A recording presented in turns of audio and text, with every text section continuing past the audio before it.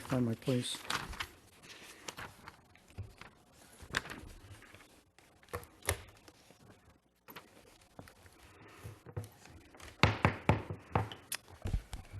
Okay, the March 10th, 2015 regular meeting of the City Council will now reconvene. Can we have the roll call, please? The record will reflect that all members of council are present. Mr. Harp, do we have a closed session report?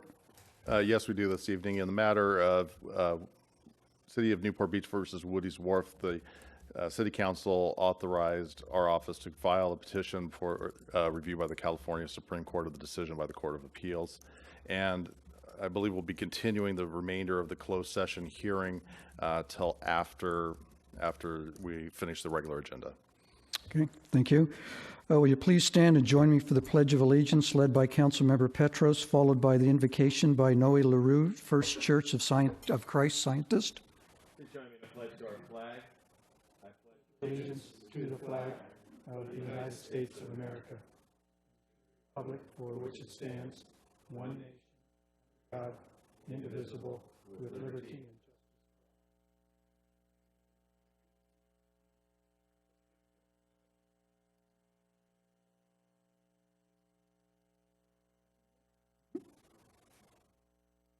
Good evening, City Council members, officials, and fellow Newport Beach members. I'm Noe LaRue. I'm a member of the First Church of Christ Scientist, Newport Beach, and we're commonly called the Christian Science Church.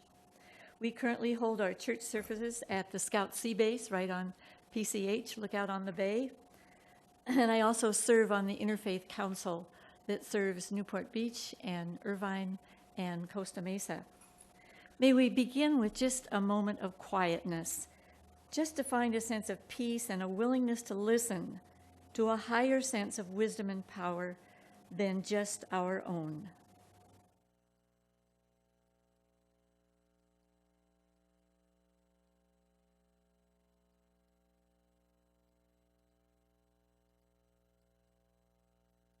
Thank you. We are all here tonight to listen for the best answers at this time for unsolved issues, answers that need our best judgment, colored with compassion and concern for our neighbors. Many faiths call that the golden rule, to do unto others as we would have them do unto us. We can be grateful for those community members who are willing to serve as council members, grateful for fellow citizens who come here tonight to find the best possible solutions to community issues. Tonight, each of us can utilize our abilities, experience, and wisdom to further the value, success, and health of our Newport Beach community. And we can each, in our own way, trust that the God of many names loves us all and guides us if we listen. Amen. Thank you.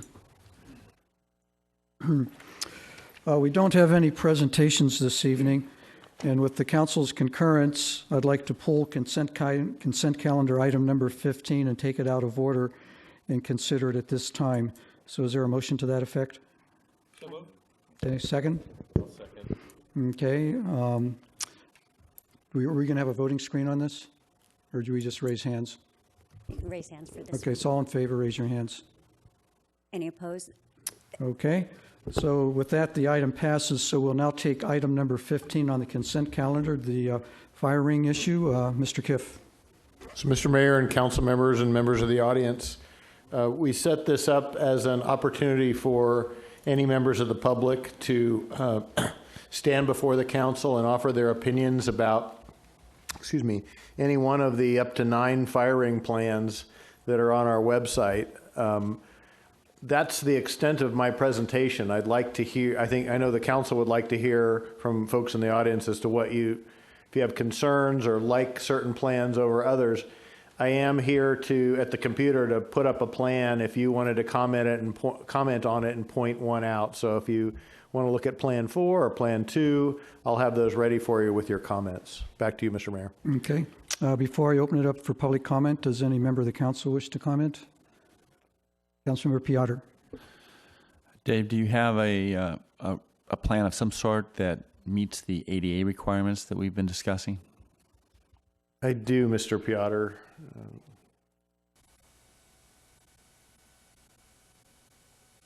So I'm going to go through this plan. This would be a new one to folks in the audience and the council.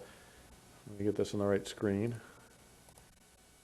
So there's a section of Rule 444, the AQMD rule, that says that fire rings that are made available for persons with disabilities and that comply with the ADA do not have to be spaced out as the other fire rings do. So this is kind of what it would look like to develop an ADA compliant fire ring. And this is from the state parks guidelines. That's that first slide as to what that looks like. So they do have fire rings in state parks. And this is roughly an 11 by 11 square. The surface actually does not have to be the truncated domes that are shown in this diagram. That can be cement, it can be decomposed granite, something that allows up to a 48-inch circumference around a fire ring. The fire ring itself would have to be a little bit different from our model. It has to be, it doesn't have to have a grill on it. This is just their drawing. This is more like the fire rings in Huntington Beach. The fire rings in Huntington Beach look like this. They're taller rather than our flat rings. This is kind of what it might look like. You could go along the existing path and build a path to each fire ring and trying to minimize the hardscape. And then you'd have to do, arguably, you'd have to do an 11-foot box around each ring. This would be if all 27 remained in place. This is this current footprint. Obviously, it looks the same at Balboa Pier area, east and west. So that's what that would look like. When I try to examine the pros and cons of this, you could have a 60-ring plan. They would go back in the previous configuration. It does expand accessibility. It takes advantage of existing walkways in most cases, not all. And actually, for those interested, you could actually, I think, make some compressed natural gas rings because you'd actually have hardscape to lead up to it. The problems with this is it's fairly expensive to start it up, obviously that construction cost. Coastal permitting, the Coastal Commission has expressed to me concern, but not outright denial, this is the staff I mean, of this configuration. They don't like to see cement over sand, but they do like to see ADA access, so that's a trade-off that they make. When I talked to AQMD about this, Dr. Wallerstein mentioned a concern that this section of the rule that I'm looking at should not be used as an end around the spacing. That's kind of what his comment was. However, the section is in the rule itself. It doesn't improve air quality over what we have now, however, unless you did plumb some of those with CNG. And it does have cement or decomposed granite, that's the DG on the beach. Just as an FYI, this is what those CNG rings look like that AQMD is interested in having the demonstration projects. We saw where they could work at a more supervised environment, maybe at the Newport Dunes if that worked well there, but that's just what they look like. So Mr. Piotr, that was my presentation there. Okay, thank you. Any other comments from council? Okay, I'll open it up to public comment at this time, so please come forward and state your name. Don't everybody come at once. You might want to come down and sit in the front row so we can move along fairly quickly too. We ready? Go ahead, sir. My name's Mac Mahoney. I live at 1718 West Ocean Front. I've lived there for 30 years. I'm a writer. I have had to close my patio door thousands of times because of barbecues that were lit up and down the beach. The prevailing wind blows the smoke right into the house, and it's horrible to live with. And I assure you that any of you members of the council that haven't experienced the joy of listening to the exuberance that's displayed by those that revel around these fire rings in Huntington Beach, I invite you to go to Huntington Beach some night on a Friday or Saturday and see what's happening at these fire rings. They bring in all kinds of transients. They bring in an element that we do not need at Newport Beach. You certainly aren't going to enhance the city revenues any, because there's plenty of problems now with finding adequate parking on the weekends.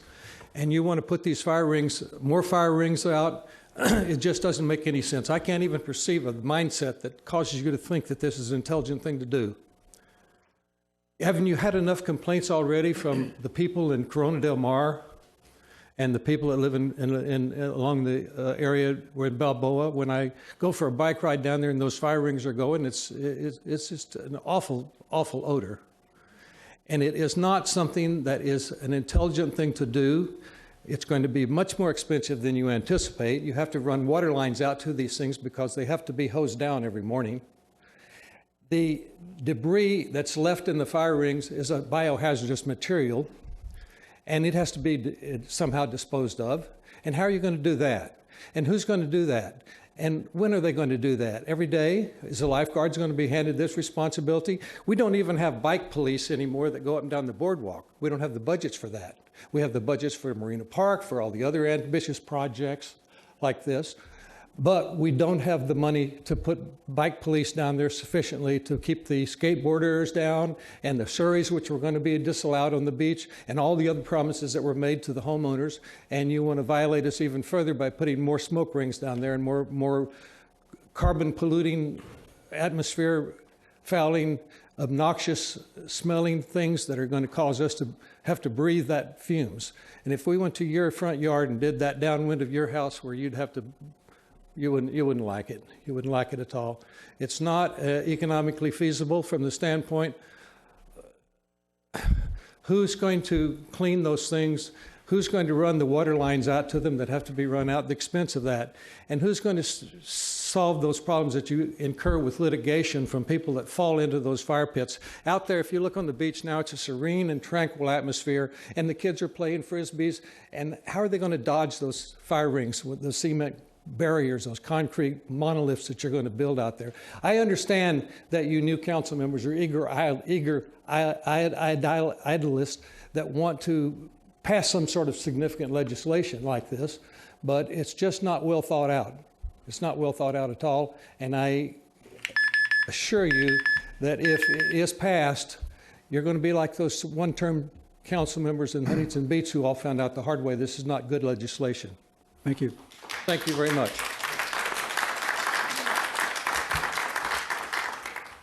Hi, Charlie Farrell. I live near the Balboa Pier. We have 32 fire pits that surround the Balboa Pier. According to the AQMD, just 30 fire pits together emit the pollution equivalent to a large oil refinery. That's according to the AQMD. Now, at 310 feet from the fire pits, 310 feet from the fire pits, we don't live next to a large oil refinery. We live in an oil refinery.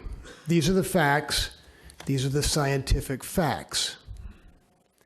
In the same LA Times article, dated July 12, 2013, Assemblyman Travis Allen was quoted, "This is not about particulate matter. This is not about dirty air at the beach." That's what he said. This is about a small group of landowners that don't want the public to have access to their beaches. There is nothing true in that statement, nothing. Evidence shows that wood smoke keeps people from coming to Balboa. Most of my neighbors are renters, not landowners. We live at Balboa because we enjoy the activity of the boardwalk.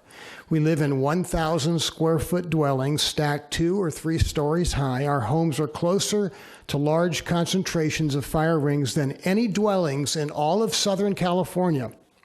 When you move into our neighborhood, you have no idea what you're in for. Owners don't tell you about the cloud of smoke. They don't tell you that some nights it's so thick you can't sleep or hardly breathe. They don't tell you that the wood smoke is a class 1 carcinogen that impacts your health and everyday life.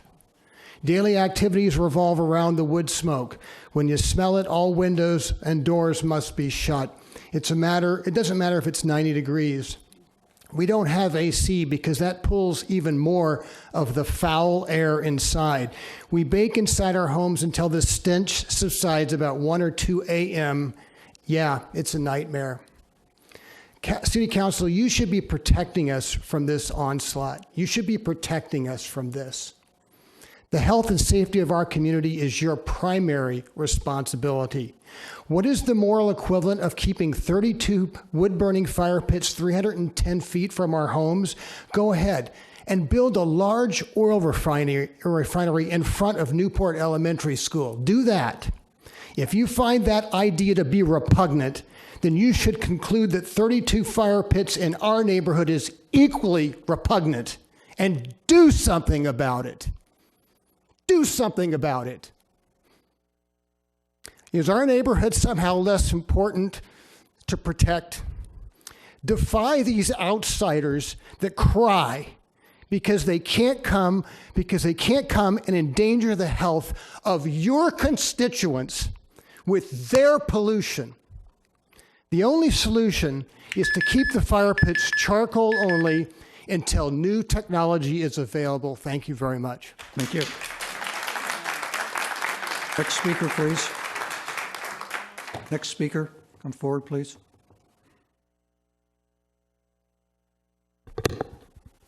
Good evening, Mayor and Council. I'm Scott Robinson, the president of the Central Newport Beach Community Association.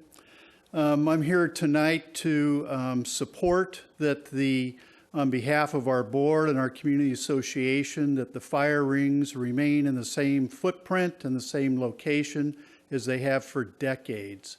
Our feeling is that they've been there for many, many years. There have been no complaints until recent years, for which reasons are multiple and sometimes very confusing. The community has been fine with these fire pits where they have been. I've been here for 30 years myself. We feel that to maintain the integrity of our community and the ambiance and the future for our children and grandchildren, we prefer that they stay where they are and remain wood burning. Thank you. Thank you.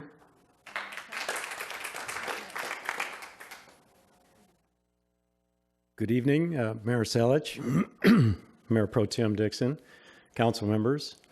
Thank you for your service. Thanks also for entertaining these comments from the public.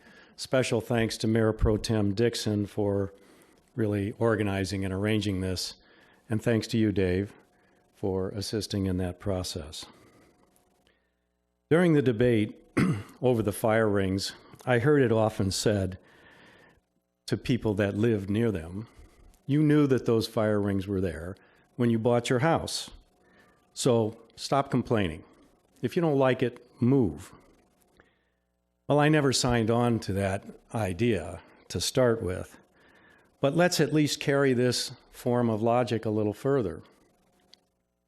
I bought my home on the beach 20 years ago, more than 20 years ago. There were no fire rings in front of me, no fire rings anywhere around me. Now I see the possibility that the fire rings will be brought to me. That is a very real difference in what is being discussed here. These fire rings, if they are brought to me and others like me, really this constitutes a taking. It may not meet the legal definition of a taking, but it is a taking in a very real sense. It's a taking of the clean, healthful air that I've enjoyed for 21 years, like it was when I bought my house. It's a taking of the quiet enjoyment of my home in the evenings, like it was when I bought my house 20 years ago. And no doubt in my mind, it's a taking of value from my property for a fire ring to be brought to me. I realize that this issue is now before the Coastal Commission. For the time being, it's not for you to decide. However, you do have the ability to influence this proceeding. You have the ability to influence the proceeding at the Coastal Commission in particular by directing staff to do at least a couple of things. Absolutely do whatever you can do to prevent the spread of these fire rings beyond the existing footprint. There are a couple of proposals that seem to meet that requirement. There's one or two others that come very close to it. Please please promote the proceeding at Coastal Commission to achieve that goal of not spreading these rings and bringing them to people that never had them before. When the Coastal Commission is done forming its view, and who knows what that's going to be, we all know, it will come back to this council for a decision. This council, I'm presuming, will have to approve what the Coastal Commission decides. Please do not allow the spread of these rings. Please make sure that the rings that we have burn as cleanly as possible. Thank you. Thank you. Next speaker, please. Next speaker. Mayor, council members, Denise Oberman, resident, happen to be a resident of the Balboa Peninsula. I thank you also, Pro Tem Dixon, for bringing this up. It's too bad that it is not actually the formal hearing setting, because 3 minutes does not leave a lot of time, so I won't waste any of mine allotted. There would be a lot more people here, however, if there was adequate notice and there was an expectation created that there would be a full public hearing on March 24th. So I'm going to do the best that I can to represent the views of residents and other members of the Newport community around me. I'm going to submit a petition of approximately 53 pages into the record here. More pages are coming, many more pages are coming, including people that are members of what we at the beach in Newport call the beach community. That is not only the residents that live on the waterfront and the ocean. It is people that are teachers, that are professionals, that are young families, that are seniors, that regularly use and visit and cherish the beach, surfers. And they do because of the clean air and the clean water that is afforded to them on our beaches. And of course, those that prefer fire ring experience can go where there are fire rings. They want to swim or surf in water, walk on the boardwalk or the beach without the contamination. People that live in the community and people that visit also cherish the peacefulness of the beach community that's associated with pristine and open beaches. So I understand that this record is going to be not only entered into the city's records, but also transmitted to the Coastal Commission. And I do want the Coastal Commission to understand that the people in this Newport Beach community are not just a bunch of NIMBYs. We are people that love our beach environment. We love the clean air. We love the water. It's a major part of our lifestyle and our peace of mind. So we ask that you preserve it.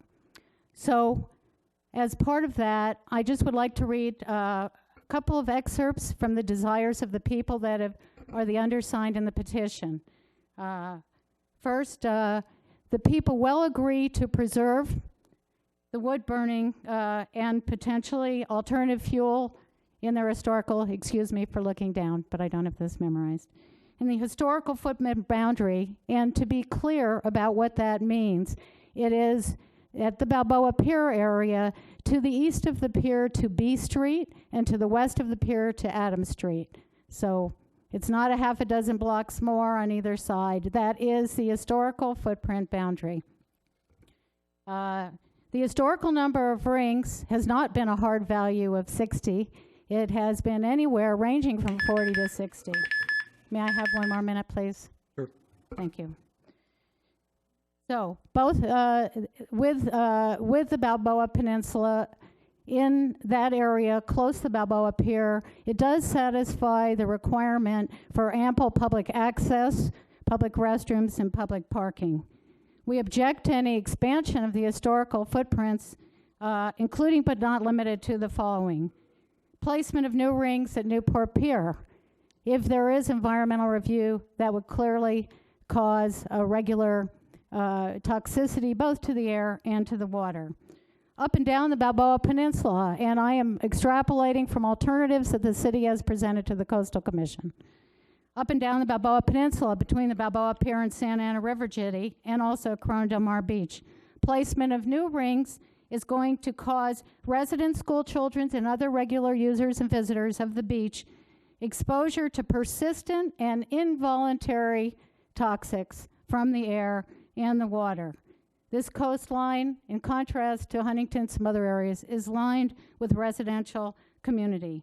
Public parking is limited in those areas, and they're not restrooms.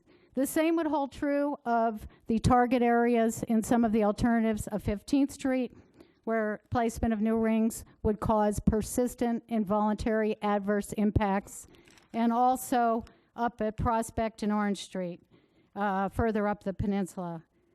So all people and other members of our beach community, not just our residents, but all of our visitors and those who cherish the beach, have the right to choose a beach experience that's free of air smoke and water contamination.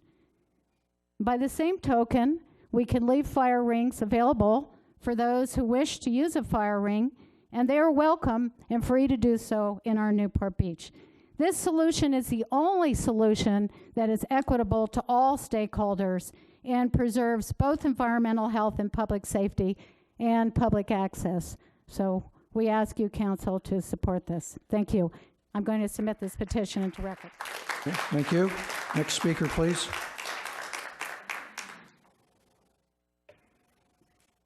Good evening. Barbara Peters from Corona Del Mar. Mayor, members of the City Council. While I'm thrilled to see that so many people realize now the harmful effects of wood smoke and having these fire rings in their communities, it's so disheartening to hear words being used like preserve them in their historical locations. 50 years ago, these things were put on the beach. People didn't know. People didn't know, even more recently, the harm of wood smoke. Preserving these, it's not like preserving some architectural artifact. Even a year ago, the city didn't have a brochure that they handed out to beachgoers that says wood smoke is toxic and contains many of the same toxic chemicals as secondhand tobacco smoke. This is new, it's more recent. This whole process to vote for wood burning on one beach over another is inexcusable. Rather than decide which beaches are the smoking sections, you might consider how that played out for tobacco. It cost a lot of money. This issue isn't going away. You might save yourselves and the taxpayers years of grief and liability by urging the Coastal Commission to allow only charcoal or clean burning fuels on all city beaches. It doesn't matter where the fire rings have been for the last half century. What does matter is they were put here when the knowledge didn't exist. Today, residents at least have some protection from the air quality rule, but beachgoers, city employees, and city contractors who work at the fire rings and are routinely exposed to toxic chemicals don't even know it. But you know. No matter how much you spend to enforce it, it only takes one victim. Is it really the Coastal Commission telling you that wood must be burned? Last I knew, there was only one coastal public hearing on fire rings, and yet this choice has now been presented to the public as practically predetermined. It seems like a new low a few city council meetings ago when the minutes were cooked and the vote that didn't really happen was jammed through anyway. That wasn't dictated by the Coastal Commission. Now the city has asked the AQMD how the city might put fire rings closer together for wheelchair access. Do you have a lot of disabled people in wheelchairs contacting you, demanding that all of the fire rings be wheelchair accessible? Trying to circumvent a public health rule in the name of the disabled would be shameful. That would be a new low. There's still time to make a choice to revisit your vote on the fire rings before it goes to a Coastal Commission public hearing.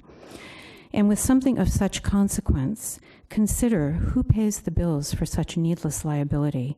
Please do what's best for the health and welfare of your citizens, visitors, and employees. Thank you. Thank you. Next speaker, please. Linda Klein, Newport Beach. Good evening. There are so many disappointed people here, not here tonight, because this hearing was not properly noticed to all of us. This hall would have been filled, packed with people talking to you about the fire rings and how we don't want them. I ask you all, if the sand grains and the ocean water and our beautiful dolphins and our pelicans and our birds and our visiting whales and all our fish could speak to us tonight, would they say they wanted fire rings? I'm in the water and on the beach at least 4 days a week, year round. And one of the things I love is having a dolphin come so close to me that I can see him looking at me, and I can see the scratches on his body. Don't expand the pollution and the degradation and the defilement of the fire rings to the rest of our beaches that now have clean air, cleaner water, and cleaner sand. If we have to have fire rings, and I question that, keep them where they are in this historical footprint. The beach west of Newport Pier, which I am often at, is flooded often at high tide. Can you picture all of the contents of these fire rings floating out onto the sand and into the water? Wood with nails and all kinds of other things that are not allowed in fire rings but are always there, including the garbage that gets thrown in there when everybody gets ready to leave. Many of us are feeling we're being clobbered by a well-funded lobby called Save the Fire Rings. Well-funded. Check the website.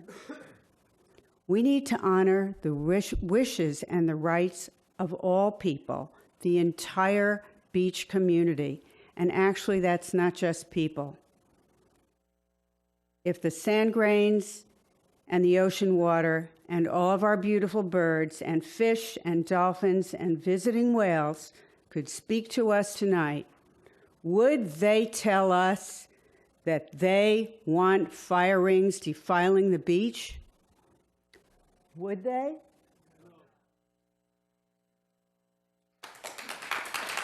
Next speaker, please.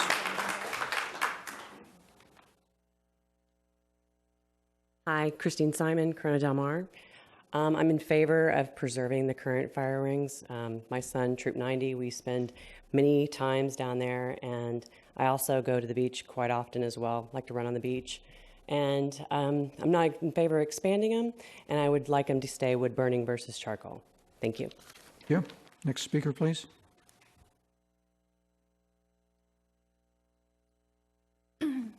Good evening, Mr. Mayor, members of the council. My name's Janet Brown, and I live on the Balboa Peninsula. I'd like to thank the City Council, in particular Mayor Pro Tem Dixon, for bringing this item back on the agenda as I was unable to attend the previous hearings. I've taken a look at the different plans that are on the city's website, and first I'd like to say I would support the retention of the existing fire rings where they stay today or where they're located today. But in looking at the different plans that have been placed on the city's website, I could support the council-approved plan number 1, and I would also support the alternative plan number 2. In each case, the fire rings are located near public restrooms and public parking is sufficiently provided. I do not support the alternative plan number 3, which proposes a placement of fire rings and clusters along the stretch of the beach between the Santa Ana River and approximately 15th Street, as well as at the Newport Beach and Balboa Pier areas and the Corona Del Mar State Beach Park and Newport Dunes. In this plan, the proposed location of the fire rings is not close to public parking lots, particularly at 18th Street and 15th Streets, where most of the public parking is located across Balboa Boulevard. And at 37th Street, there is no public parking lot in the vicinity. In addition, the placement of the fire rings over a wider geographic area would make supervision and enforcement of the fire rings difficult for the city staff to enforce. For these reasons, I do not support alternative plan number 3. While I understand that under the current regulations, the city cannot remove the fire rings, there are certain health issues and nuisances as a result of wood-burning fires. Even though I don't live in Balboa or Corona del Mar right now, I have been on the receiving end of smoke in my home from wood-burning fires. When the seasonal visitors staying in one of the neighboring properties, which is located upwind from my home, has fires in their front yard fire pit, I'm forced to close all my doors and windows to keep the smoke and fumes out. Some of my family members have asthma, and this is a health issue for them. And I personally find that the fumes are nauseous and, nauseous. It's not like when you're sitting around a campfire and you can pick up your chairs and move to the other side of the fire ring to get out of the smoke. I can't pick up my house and move. That concludes my presentation. Thank you very much for your consideration. I appreciate it. Thank you. The next speaker, please. My name is Ken Rawson, and good evening, Mayor, Mayor Pro Tem, and the rest of the council members. I live on the ocean front, and I have asthma. And when I read the proposals, and I got down to proposal 3 and 5, I got scared to death. Because you, with that plan, not you, excuse me, those 2 plans would put fire rings directly on the beach from my house. 27 years ago, I moved to Newport Beach for health reasons. I moved so I could have clean air. And I've loved the 27 years that I've spent in Newport, and I plan on staying here until my final years. So I, just like former Councilman Mike Ken, love where I live. I ask you to really think about what we're doing here to the residents and all the people on the peninsula if we bring back the wood-burning fire rings. You know, my son went to Newport L, so I have a lot of friends that I can talk to that live elsewhere than on the boardwalk. And so I've been doing my own independent little survey and talking to them and talking to people down on the Peninsula Point. Many of my friends say, bring back the wood-burning fire pits. And I get shocked by that, and I get discouraged. And I said, well, are you aware that there's 9 fire ring plans? Are you aware that some of those plans will expand the footprint of the fire rings, and they'll put them in front of homes that have never had them before? And they said, had no idea that the city council was planning that, or even thinking about that, or staff had come up with those kind of ideas. We are totally against that. So all the people, and I've probably talked to at least 50 people about this because it concerns me very, very much. Nobody has said expand the existing footprint. Now, I want everybody here to understand we've already expanded the footprint. Just like Denise Oberman mentioned, we've moved the fire rings to 100-foot spacing east of Balboa Pier already. There are owners that I know are here tonight. I don't know if they're going to stand up and speak, but there are owners now on C Street that have wood-burning fire pits, and I've been at their house this last 2 weeks while a single fire pit was being used, and we could not stop the wood smoke coming through the closed windows inside their living room. So we've already intruded and expanded. So I would not like to keep what we currently have right now. I'd like to go back to what we had a couple of months ago. And I think a couple of years ago when this whole fire ring issue came up, and the council at that time came up with a solution to do charcoal, I think you hit upon something that was a solution. And I've heard from a number of people that live west of Balboa Pier, where we had the highest concentration of charcoal burning fire pits. I'll finish really quick. Those people said that was a solution. There was no more wood smoke and the charcoal worked. So to me, the solution is let's go back to charcoal. How we get that through the Coastal Commission, how we get the AQMD to support us, I'll have to leave that to you. But I think you've heard tonight, nobody, or virtually nobody, wants to have the fire ring footprint expanded. Thank you. Thank you. Next speaker, please. Any other speakers? Last call. Okay, I'll close the public comment and bring it back to council. Mr. Mayor, before the council, can I make just a couple of clarifications on things that I heard, just to try to be fact-based? And I really appreciate what everyone said, and I know I'm going to be the most unpopular person in the room when I talk about some of these things. So when, Leilani, could you put something up on the screen for me?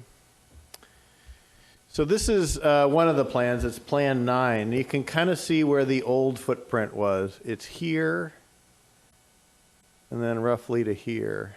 So at most you could fit 6 rings back in the old footprint. And then if you go to the other side of the Balboa Pier, this is the old footprint. I'm scrolling over it. And at most, you know, we're pushing it by putting 6 rings here. So if you go to Corona del Mar, I won't do this to you too long. I'm just going to try to make a point here. Come on down there. This is Corona del Mar. This is the old footprint. It's roughly here down to here. Remember, there are 27 rings there.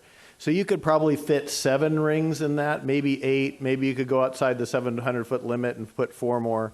So 11 plus 6 plus 6 equals 23.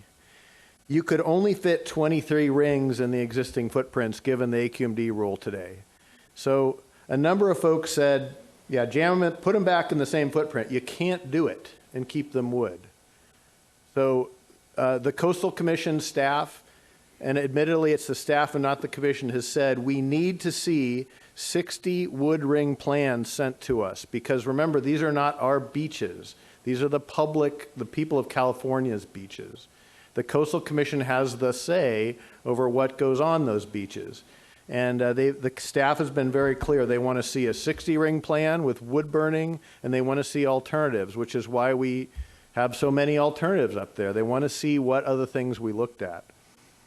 I want to talk briefly about this meeting was properly noticed. It's not a public hearing per se that you'd have in a planning capacity, but it's an open and public meeting. We provided the right notice for that. It was in the Daily Pilot, front page. I emailed all the HOAs, so people knew about today.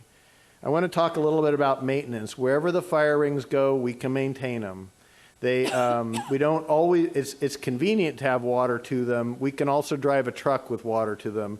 We do maintain them on a regular basis. When they're used more busily, that can be every single morning. We go out, we scoop them out, we put sand back in. The current fire rings all get washed over now. Not as much as they could in the Newport Pier area, but the Corona del Mar on a king tide, they'll all get washed over. And just to be real clear, again, this is where I'll be really unpopular.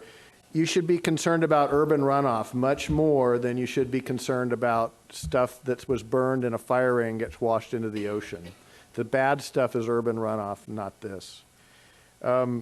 Charcoal only, a number of people mentioned that. The Coastal Commission staff has told us that that's not an acceptable plan. They do not see charcoal only as acceptable. Yes, we could have gone forward and tried to pursue that, but they believe it's a different experience than a wood burning plan and a wood burning experience. And again, I'm just telling you what they tell me. They're the people in charge of what happens on our beaches. With that, I'll be quiet and turn it back to you. Okay, thank you, Councilmember Curry. Thank you. I, first of all, would also like to thank Mayor Pro Tem Dixon for your leadership in getting this on the agenda today. You are listening to your constituents and bringing up items that are of concern to the community. It's not a surprise to anybody in this room that the fire ring implementation has been an absolute mess and disaster since Mr. Piotr rammed this through the City Council in January. We've talked about the implementation process. We've seen fires built directly into the sand in Corona del Mar. You've seen the pictures of furniture being burned on the beach. You've seen the charcoal rings being used for wood. You've seen the alcohol bottles and the debris that's left almost every weekend where we have a busy weekend. It has been an absolute ecological, social, and health disaster on the beach. This was rammed through without proper public input or consideration by the PBNR Commission based on somebody having an agenda and bringing it here and saying, do it my way or the highway. The Corona Del Mar Residents Association, the West Newport Association, the Central Newport Association, the sports teams that use the beach, dozens of residents have asked us to reconsider this ill-thought-out decision. I won't rehash the minutes discussion. We've already had that reference to, but we had language that was not spoken at the meetings inserted into the minutes that was designed apparently to give staff the ability to make up 1 or 5 or 7 or 10 or 27 plans and send them to coastal. Many of you took the survey, which was flawed itself because it didn't give you the option to say, we don't like any of these plans. We don't like any of this stuff. And we justify this by saying, well, it's the Coastal Commission that's making us do that. And on January 27th, we sent a letter to the Coastal Commission with 7 alternatives, none of which were voted on by the council, one of which was asserted and said it was voted on. I'm not sure that those 7 plans are acceptable to this city council because we never voted on them. I hope tonight that we will vote on them and go on the record about which of those plans we will support and which of those plans we will oppose so that we are clear and transparent about it. 2 new plans were developed by the community itself, and we saw, I don't know whether it's the 9th or the 10th plan brought up and put up on the screen tonight. Now here's what's true. The Coastal Commission cannot make us put a fire ring any place it is not already there. Absolutely true. And here's what else is true. The Coastal Commission asserts its authority to prevent us from moving a fire ring once it is put there, which is why these alternatives are very important and why the council needs to go on record tonight about what we want to do. Now, as Keystone Cops as this looks, there is method to this madness because without us voting on these plans, politicians up here can throw their hands up and send them all to the Coastal Commission, and the Coastal Commission will choose, and you know they're going to do this, the most onerous plan, the plan that impacts the community the worst. And if you don't believe that, by the way, take your 8-year-old soccer player and dodge traffic walking across Superior because they made the parking lot for Sunset Ridge Park be on the other side of the street to protect some weeds, although they're not going to protect the air quality of our residents. But they're going to come back with that, and then we'll sit up here and we'll say, you know, I would not have voted for that plan. I didn't want that plan, but now the Coastal Commission's done it, so there's nothing we can do. Well, of course, that is simply political sophistry. Tonight, we can go on record in an accountable way and make our positions known. Now, some in our community say, you know, I'm okay with the fire rings as long as they don't bother me. Really?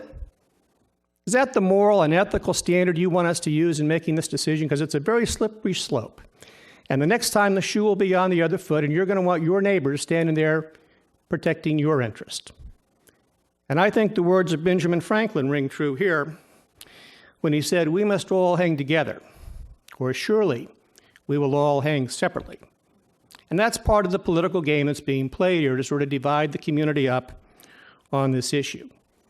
Now, let's be clear, this is a manufactured political deal by the Friends of the Fire Rings and by the Amundsons who put all the money in this to generate the political momentum behind this. As I hope my new colleagues are appreciating since their January vote, the people of this city, you don't want this. And let's also be clear. Some of the people up here deny that there are health impacts to wood smoke. I would hope that my colleagues up here who hold to that view will look you in the eye and explain that position tonight, because I just think it is absolutely indefensible.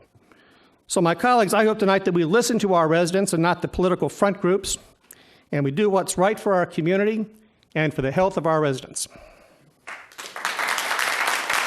Okay, thank you. Councilmember Petros. Yeah, Mayor Selich. I'm certainly not half as eloquent as Mr. Curry, but I will just remind us that when we did vote in January, I was out grooming my unicorn with Elvis because I certainly didn't vote on a plan that included 60 fire rings.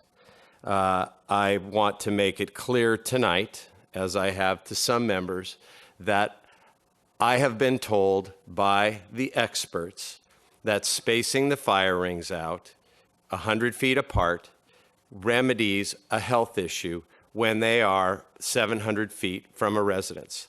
That's what the air quality experts tell me. That's what the AQMD has said.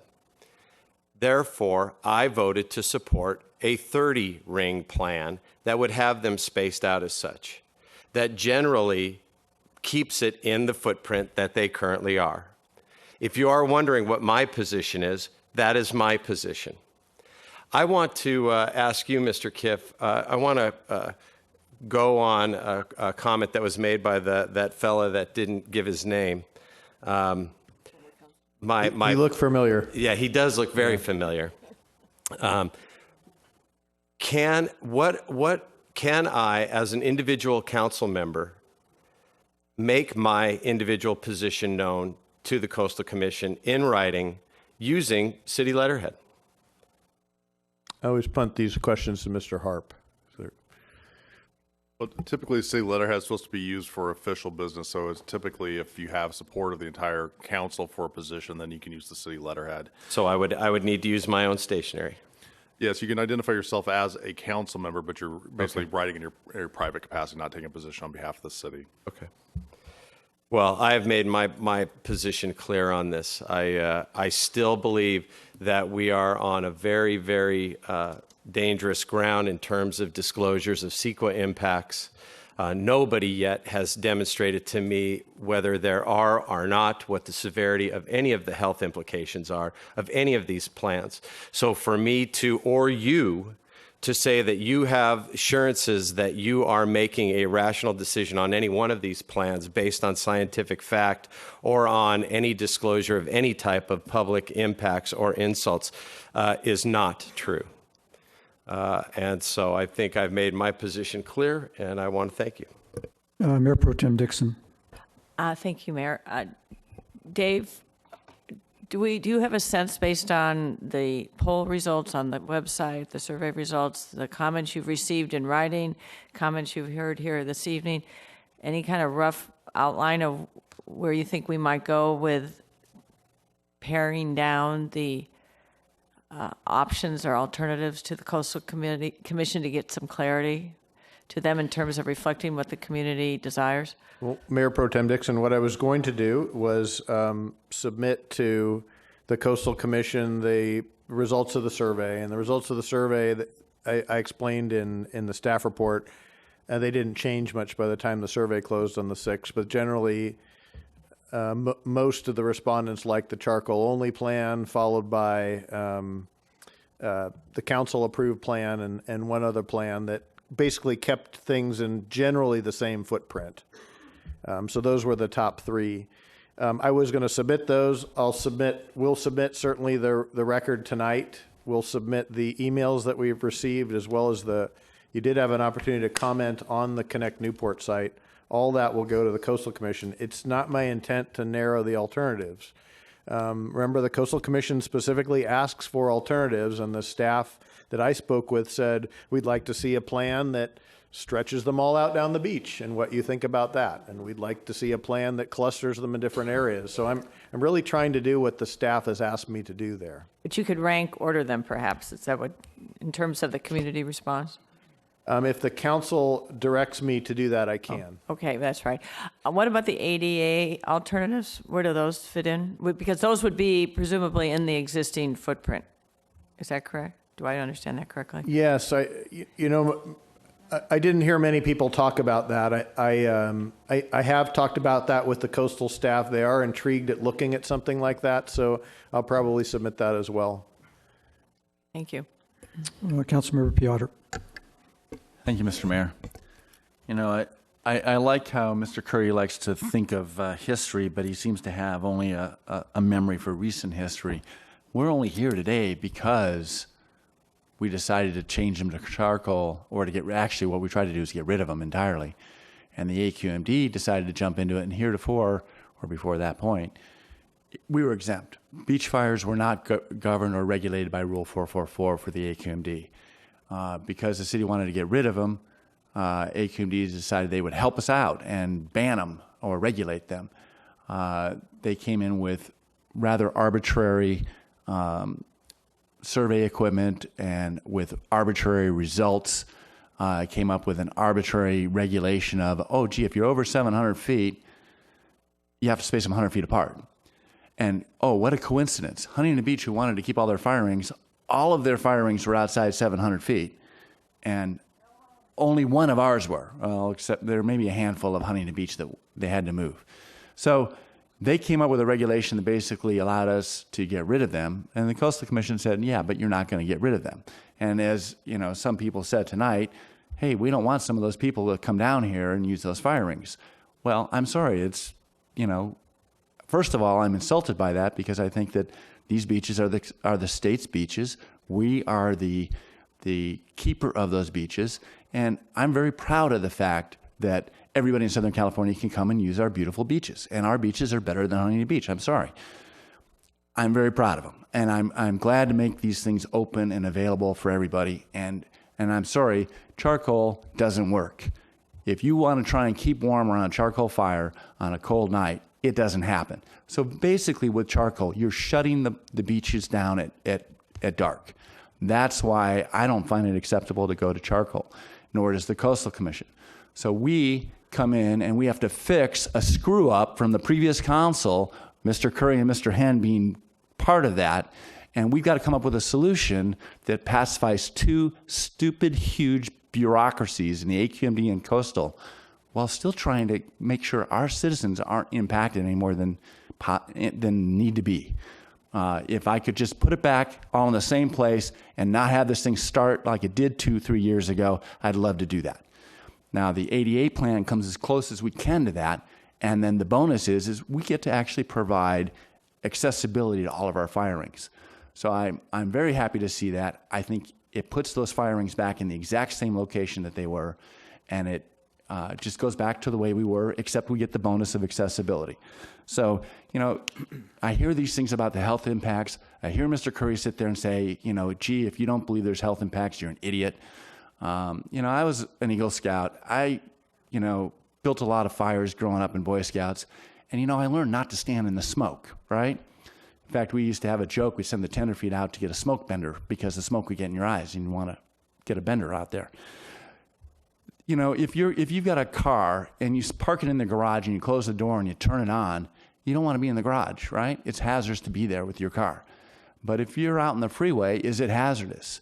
There's points when it's, you know, if you go by the AQMD's rules, if you're 700 feet away, it's totally safe. But as you guys know, if you're 700 feet away, you still smell it. You may still have objections to it. If your neighbor's got a fire going in the right, and the wind's going in the right way, you may not like it. So to sit there and harangue and go over spilled milk, we're dealing with a screw up that happened before. We're fixing it in a way that I hope keeps these two behemoths out, because one sits there and says, if you don't put them 100 feet apart, we're going to fine you. And then the other one sits there and says, if you don't keep 60 wood-burning fireplaces in there or have an approved CDP, we're going to fine you. So I'm hoping that the 88 plan, with the bonus of providing for the handicap, will be successful in keeping the two agencies off our back, as well as being able to keep it in the existing footprint. And so I'm happy to see that we've evolved that far. And you know, that's what I would encourage the city manager to pursue, is to pursue that spacing with that. Keep the existing footprint as much as possible and provide for the handicap. Thank you very much. Okay. Councilman Curry. Well, I don't think I could improve upon Mr. Piotr's demonstration about why this policy is silly tonight and screwed up. But I'll turn to Mr. Kiff. Dave, we sent a letter on January 29th to the Coastal Commission in which we made representations. For example, Plan 2 and Plan 3. City staff believes this to be an acceptable alternative plan. I don't believe them to be acceptable alternative plans. Now, a lot of what we're doing here is we're trying to mollify the supposed views of the staff of the Coastal Commission. I don't necessarily believe that this council, even Mr. Piotr and I probably agree on this, we don't necessarily agree with the staff of the Coastal Commission. What we're here to do is to represent the views of the people of the city of Newport Beach. So we should send a letter. No clapping, please. We should send a letter to the Coastal Commission that represents the views of the people of the city of Newport Beach. And so I'd like us to go through each of these alternatives and poll them to see just in fact which ones have the support of the city council, which ones don't. I do know that most of them don't have the support of our residents. I'll make that as a motion, by the way. I'll second that. Okay, Councilmember Muldoon. Thank you. Before addressing the motion, I like to say on a personal level, I love and admire Benjamin Franklin. My family that fought in the Revolution for America were Pennsylvanians, and he was a great American. What he was talking about not hanging together, or hanging together, or we shall hang together, whatever exact quote is about democracy. And ultimately, that's what I support, and that's what I believe is happening tonight. I voted to allow this hearing to happen as well because I wanted to listen to the residents. And although I don't agree with statements about undesirables and outsiders, I certainly understand those who feel that they did not move to the nuisance, but the nuisance came to them. So I appreciate it. We have, Mr. Kiff, just about the plans. The Coastal wanted numerous plans. Could you please expand upon that? That's correct. They usually ask for a proposed project, in this case a proposed plan, and then they want to hear about and see alternatives that were considered that might be deemed acceptable. And I just stated, as Mr. Curry noted, it's acceptable to staff through the criteria on the website. And then things that we looked at and then believe were not acceptable. Very good. So I would encourage anyone here to also chime in with the city report when they submit it to Coastal. But I also would encourage everyone to be respectful of the democratic process and to understand that many of us were elected here because many voters wanted the returning of wood-burning fire pits. Thank you. Okay, we have a motion on the floor. Councilman Curry, would you care to repeat your motion so that we're clear on what it is? Yes, Mr. Mayor. My motion would be that we pull the, I guess there's 7 alternatives that were in the January 29th letter to determine which of these alternatives have city council support, and if staff would like to pull additional alternatives beyond that 7, that we do that as well. Okay. Mr. City Attorney, is that a action that's subject to CEQA? No, because basically you'd be just pulling the plans that are there and then any additional plans, then bringing it back to the city council for consideration of. So the polling the public on various plans would not be subject to CEQA. They're polling the council. Oh, polling the council. I apologize. I thought you said you wanted to get No, submit it to the public to see council. what the public thought about it. Yeah, I think that polling the council as far as the various plans, that's not subject to CEQA. What could potentially be subject to CEQA is if you direct Dave Kiff to make an amendment to the plan that's going to the coastal development permit. If you want to amend that in some way to recommend another plan as opposed to one that's currently being recommended. Did we do CEQA on the first plan? We believe that it was exempt from compliance with the California Environmental Quality Act based on the exemptions that were set forth in the staff report, as well as the fact that Coastal has its own CEQA process. There's an exemption that applies when you're going through Coastal to get a coastal development permit. So an amended plan is subject to CEQA, but the original plan was not? I'm saying that there are exemptions that apply to that. Yes, if CEQA applies, there are exemptions that would be applicable. It would be, I guess what I'm saying is it would be a project for purposes of CEQA. There are exemptions that would apply. Go ahead, Mayor Pro Tem Dixon. So let me clarify what you just said about these additional alternatives that we've heard. I mean, there's the ADA plan and 2 plans that came in from the residents. Are you saying if we add that to the submission to Coastal that we cannot do that? They've already been, I don't know if you're talking about any new plans. Well, have those been submitted to Coastal? They have. The 2 residential ones and the ADA?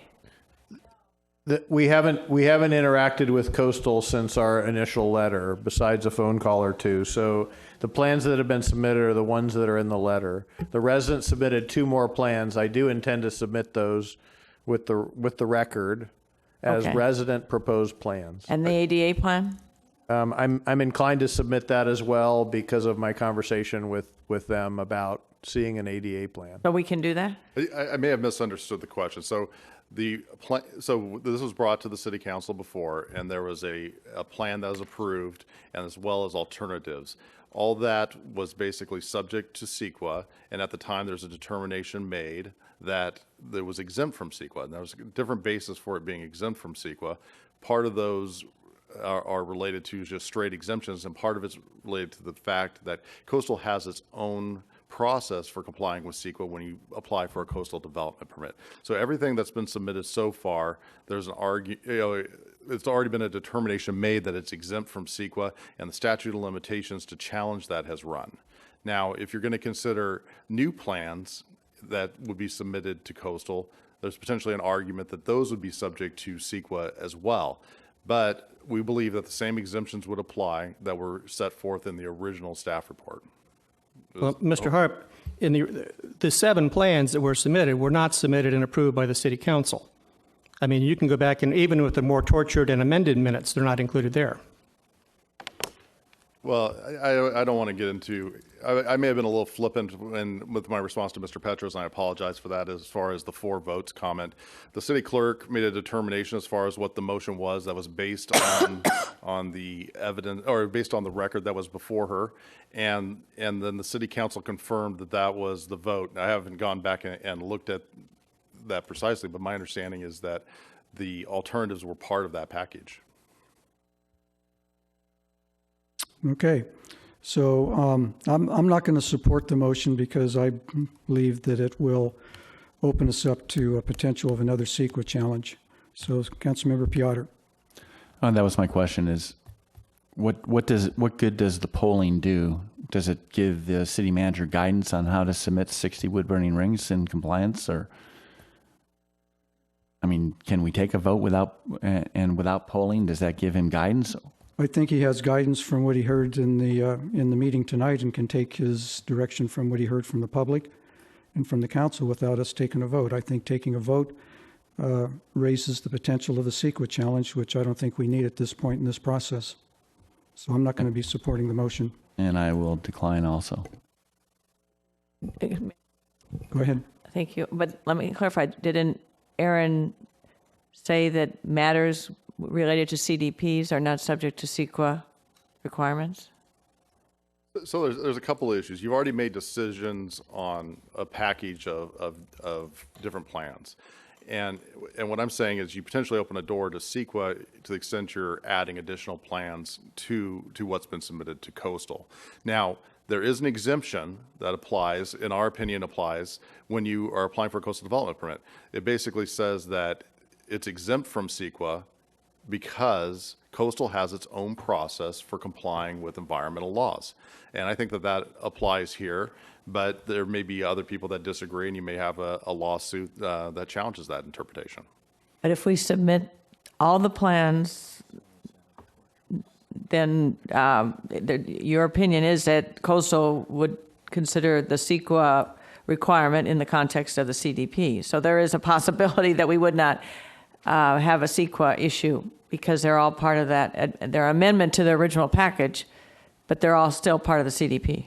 Well, that's correct, because the way the CEQA works is that there's an exemption for when you're applying for a coastal development permit. And in essence, what that exemption says is that the environmental process will be taken care of as part of the coastal development permit process. We believe that exemption is applicable to decisions here. You're really providing guidance to the city manager, as opposed to making kind of the discretionary decisions that would be separate and apart from that CDP process.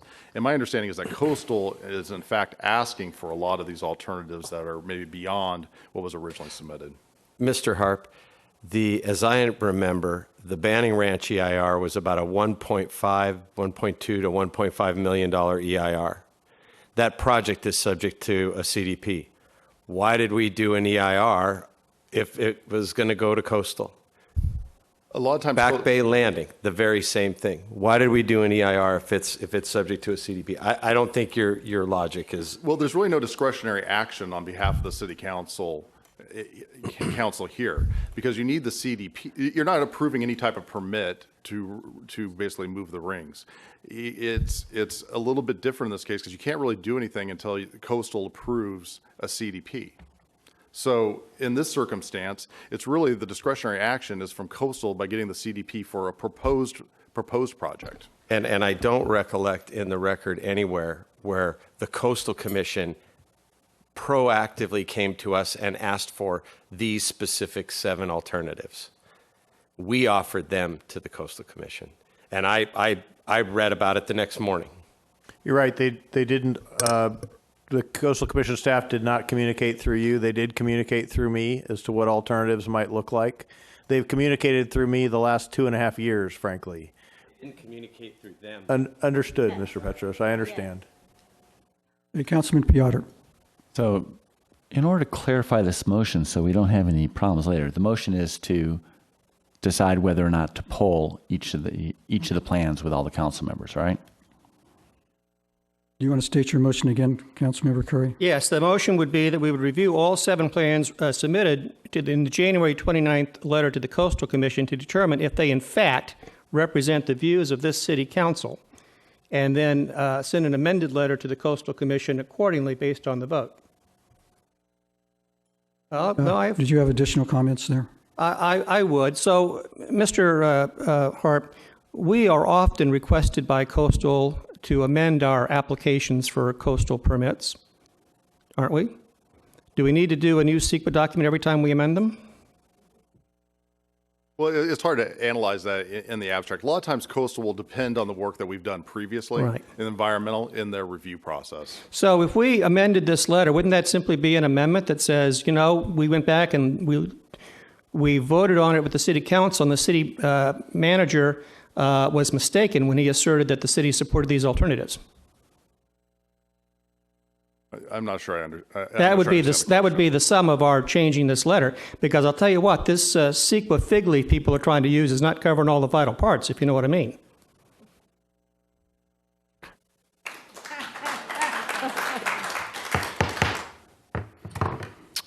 Okay, so Let me just, one more comment.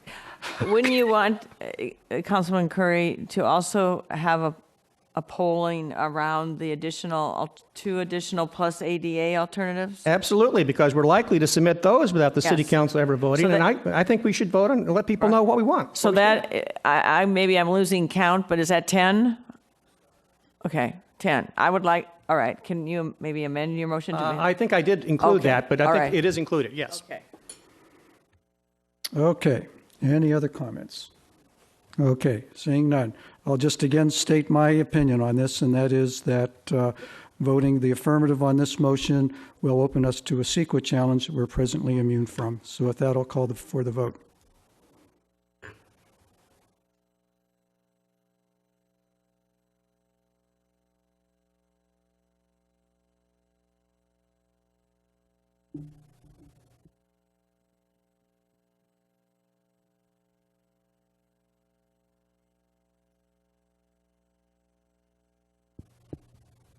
With council members Piotr, Duffield, Muldoon, and Mayor Selich voting no, the motion fails.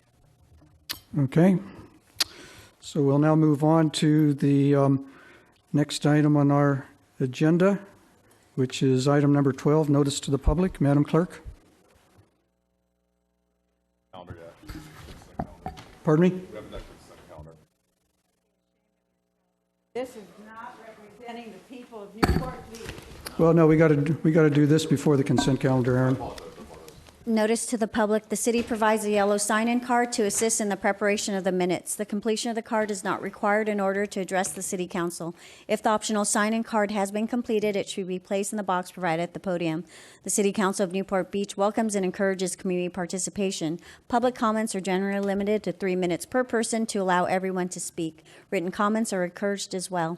The City Council has the discretion to extend or shorten the time limit on agenda or non-agenda items. As a courtesy, please turn cell phones off or set them in the silent mode. Now is the time for council announcements or matters which council members would like placed on a future agenda. Okay, do we have any announcements or items for a future agenda? Councilmember Piotr?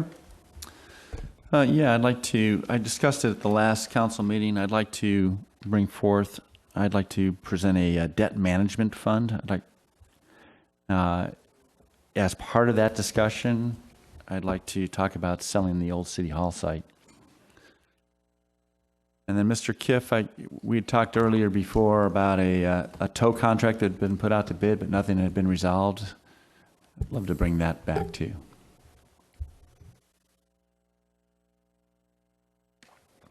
Okay, Councilmember Petrus. Just a quick announcement that this Sunday, the 15th, is the Newport Mesa Spirit Run. It is a 10 and 5K running event around the Fashion Island area to benefit the Schools Foundation. If you are interested in running, please sign up. If you are interested in avoiding a traffic snarl, please stay away from Fashion Island for the morning. Mayor Pro Tem Dixon.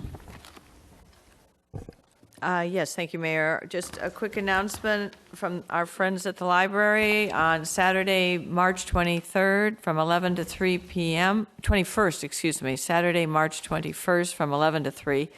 There's the lobby book sale. There's special sale in the lobby of the Central Library. There'll be a large selection of used books at bargain prices. Proceeds from the book sales help fund library programs and collections.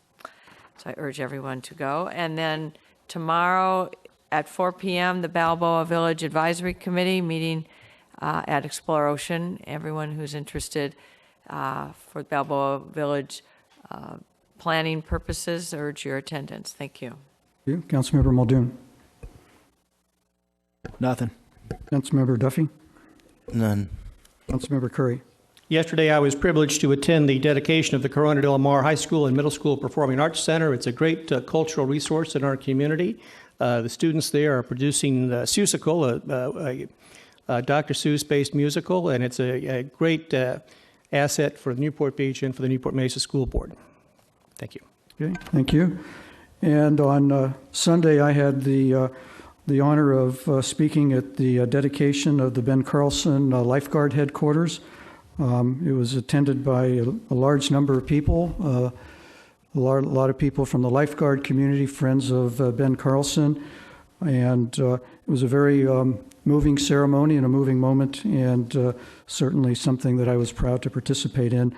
Also attending were Mayor Pro Tem Dixon, Councilmember Muldoon, Councilmember Piotr, Councilmember Curry, and Councilmember Piotr as well. So it was a well-attended event. Then on March the 5th, I spoke at Wake Up Newport, put on by the Chamber of Commerce, and kind of gave a preview of actually what we started talking about at our study session today, our capital improvement projects coming up in the coming year. And then on Thursday, March 5th also, I attended the 40th anniversary of Avila's El Ranchito restaurant on the peninsula, which I've been going to for almost 40 years. And it was really a really nice event, a nice family event. The Avila family is a very large family with a number of restaurants. They're very proud of their restaurants and their accomplishments, and it was a real nice event, and we presented a proclamation to the Avila family at that event. And then finally, well, I got one more. Camp Expo is going to be at the Spirit Run in, getting ahead of me there. Camp Expo is going to be at the Spirit Run, and it's never too early to start planning for summer. On Sunday, March 15th at the Newport Mesa Spirit Run, we're going to have our annual Camp Newport Expo.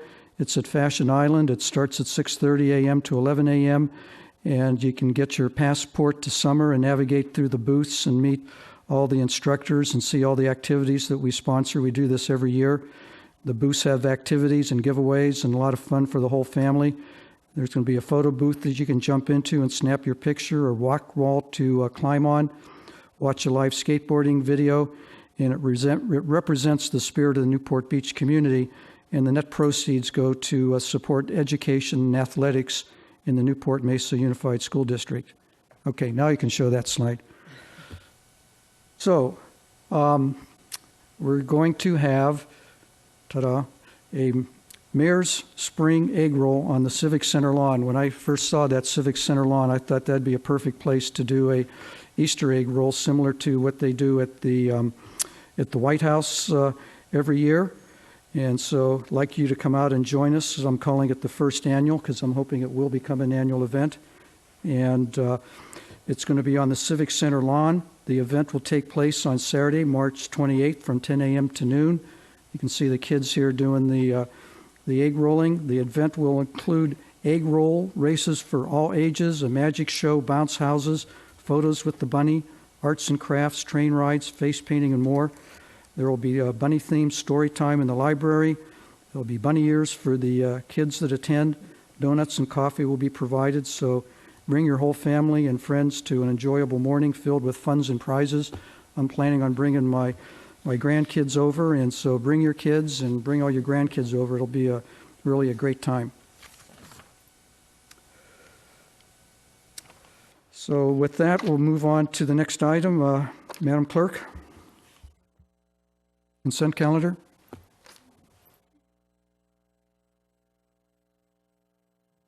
This is the time in which council members may pull items from the consent calendar for discussion. These are now items 1 through 14 and supplemental item S18.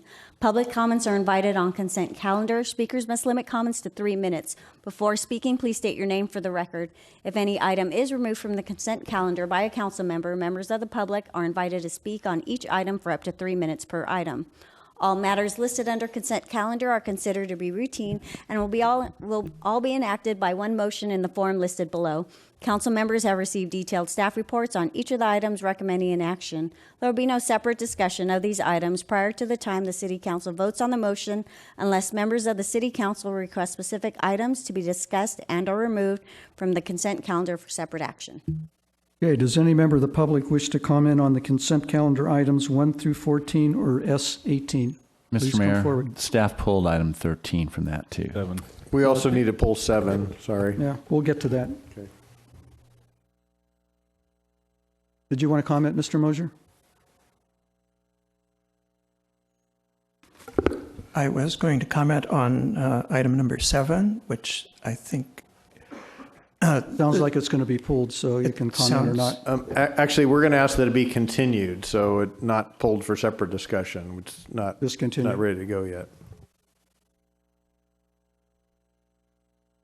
You want to say something about it? I assume the issue will be solved, that the city is trying to vacate or complete the abandonment of a former sewer force main that ran across property on Ocean Boulevard, and the description in the resolution that was put to you seemed to be describing a totally different property within the city. So I assume when the resolution comes back to you, you'll be describing the correct one. Thank you. Okay, thank you. Any other comments on the consent calendar? Okay, Mr. Kiff, what do you want to do with 13 and 7 again? So 7 and 13 would be continued, Dave, to the next meeting? So ready for the 24th. Go to the 24th. Okay, so does any council member have anything they want to pull? Councilmember Muldoon? No. Councilmember Duffy? None. Councilmember Curry? No items. Councilmember Piotr? None. Councilmember Petros? None. Mayor Pro Tem Dixon? None. And I have none. So I'll entertain a motion for approval of the consent calendar. Mr. Mayor, I move the balance of the consent calendar, items 1 through 14 plus S18, with the exception items 7 and 13, which have been pulled and will be continued until March 24th.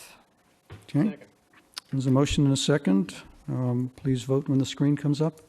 Prior to reading the vote, I'll read the ordinance title for ordinance number 2015-2. That's item 3.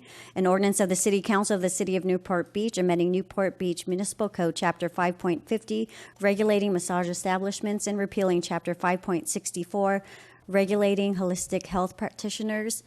Councilmember Petros, we need your vote. Thank you. The motion carries unanimously 7-0. All right.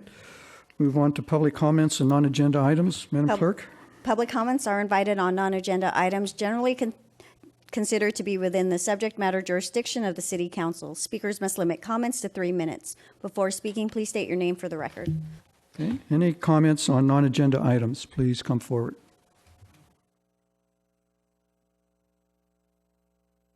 Mayor Selich and members of the council, my name, which I forgot to give on the last item, is Jim Mosier. At the end of the study session, I mentioned the city's failure to have the agenda on the city website, despite the state law that for 4 years has required that. And it was absent not for 12, but more like 24 of the 72 hours that are required. I guess we'll know in a few months if the state attorney general agrees with our city attorney that it is sufficient to say that we did our best to post it, or if the law actually requires that the meeting should have been rescheduled with the required notice. But I realize that we live in a very imperfect world and we all try to do the best that we can. So my reason for raising that issue was not to cast blame on anybody, but to raise the larger issue. And what is the point of that new law? That the public is becoming increasingly dependent and expecting that city documents will be readily available via the internet.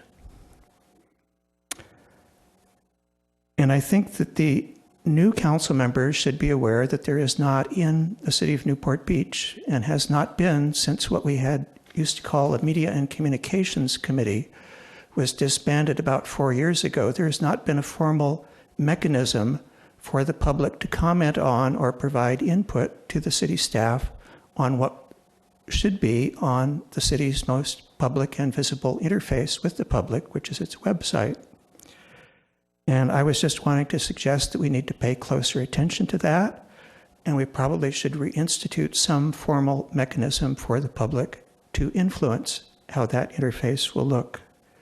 An example we had a couple of years ago was where our agenda system changed overnight without announcement, complete surprise to the public. We went from one agenda posting system to another one.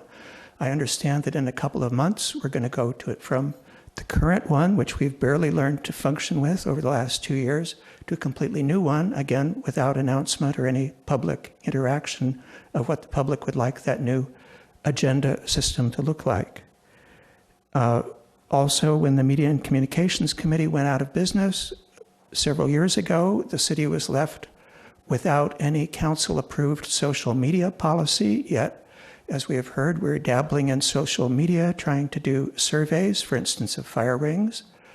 If you saw my written comment that the city manager is going to be submitting the results of the survey to the Coastal Commission, but if they look at what the survey question was, it says, do you like or dislike the plan? Check the box. Who knows whether you check the box because you strongly like it or you strongly dislike it?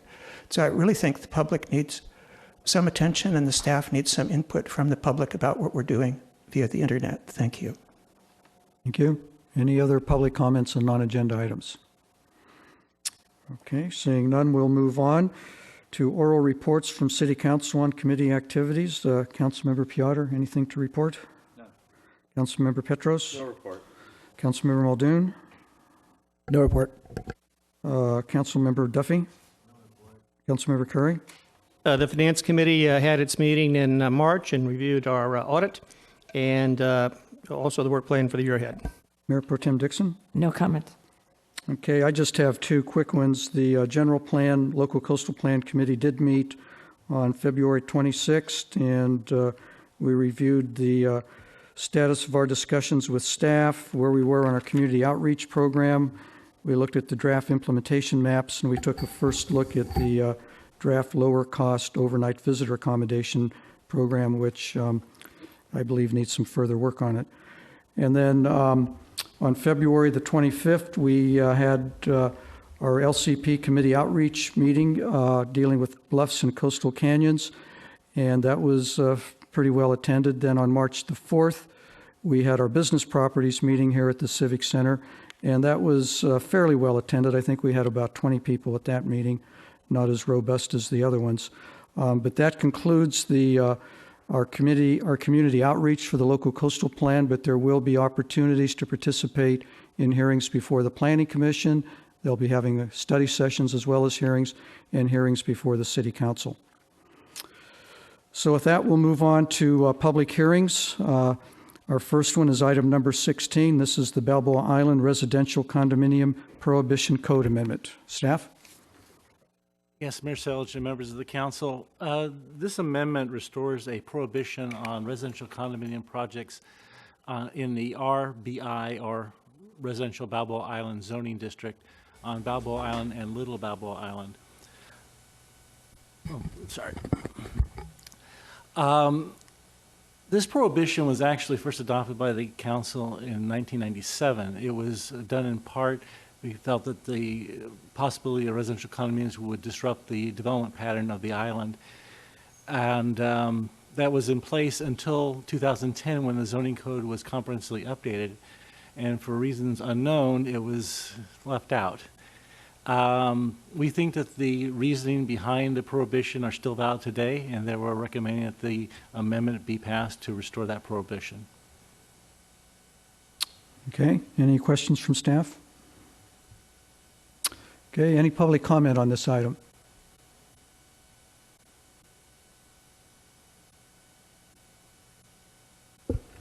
Mayor Selich and members of the council, my name again is Jim Mosier. Comment I wanted to make is that during the election we had last fall, I heard a number of the candidates in connection with Measure Y say that if the Irvine Company owned property, it was up to them to decide what they wanted to do with the property, and it was not the role of government to interfere. Those of you who will be voting yes on this, and I imagine it will be most of you, I hope you recognize that in this case you are saying that the government does have a role in telling these residents what they can and cannot do with their property.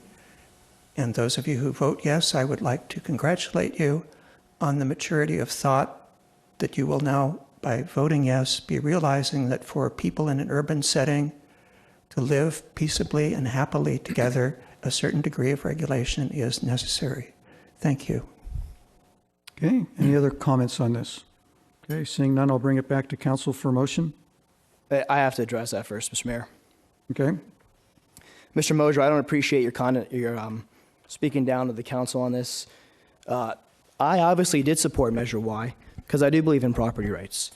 And to some extent, someone who owns their own property gets to determine how they wish to use that property. That being said, there are reasonable restrictions that can be imposed.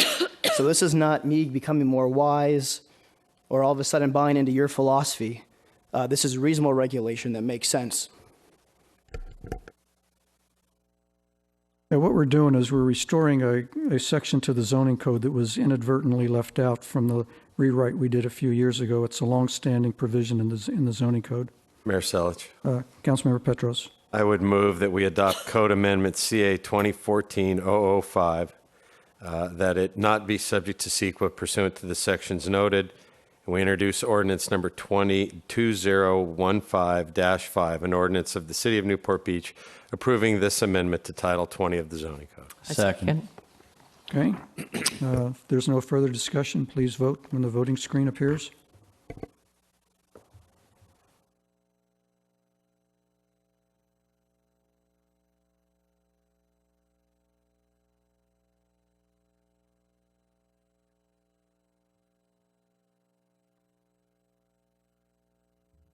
The motion carries unanimously, 7-0. Okay, we'll now move on to item number 17 under current business, the Bonita Creek synthetic turf replacement project. Staff? Yes, thank you, Mayor, Council. We're happy to bring this project to you tonight. This project, and I have a PowerPoint if you like there, if we could turn that on. This project tonight awards a contract to purchase and install synthetic turf in one of our major parks. We're looking at Bonita Creek Park here. This is just south of University off La Vita. And currently it's a turf lawn. There's 2 ball fields and a soccer field.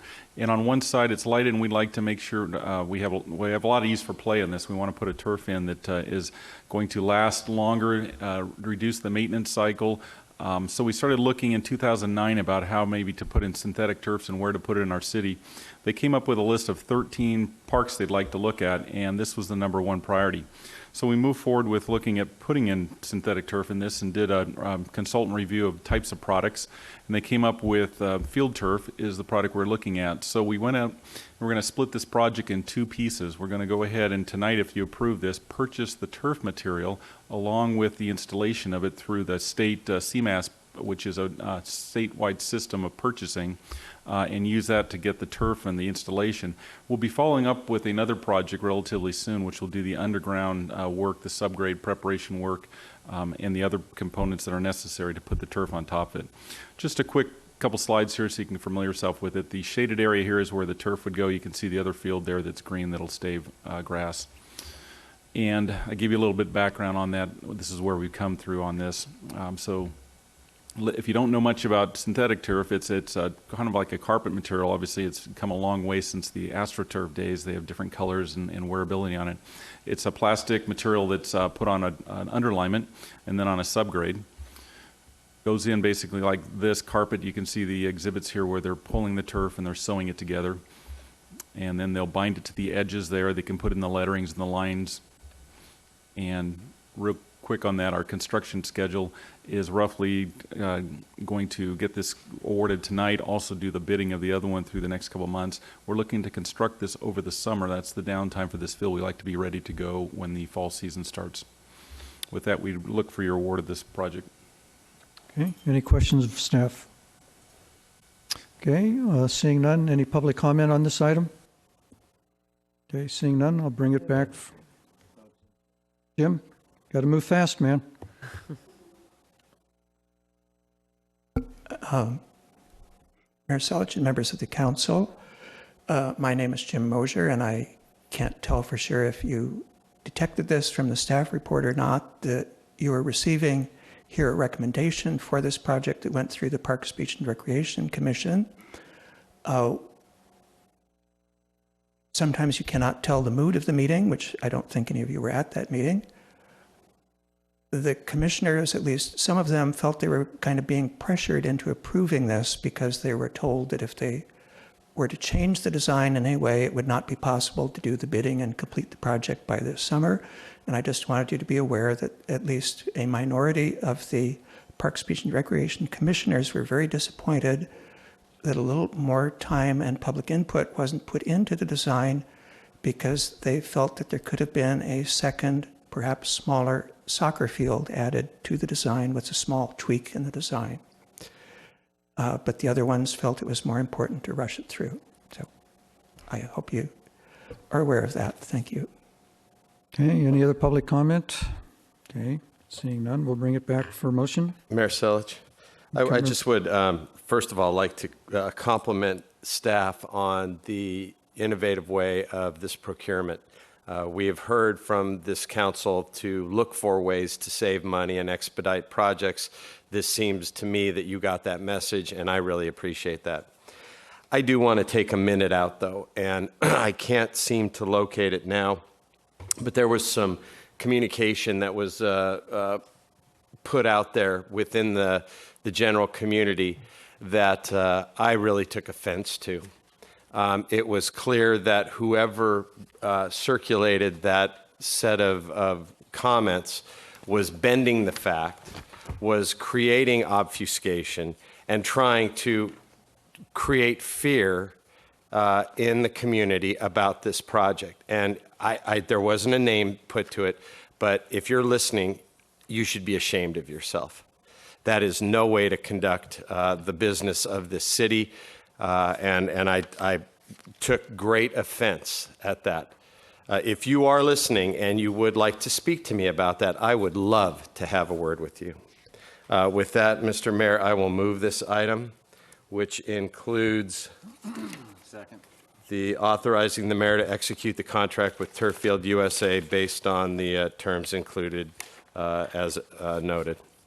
Okay, we have a second by Councilmember Piotr. So please vote when the voting screen comes up.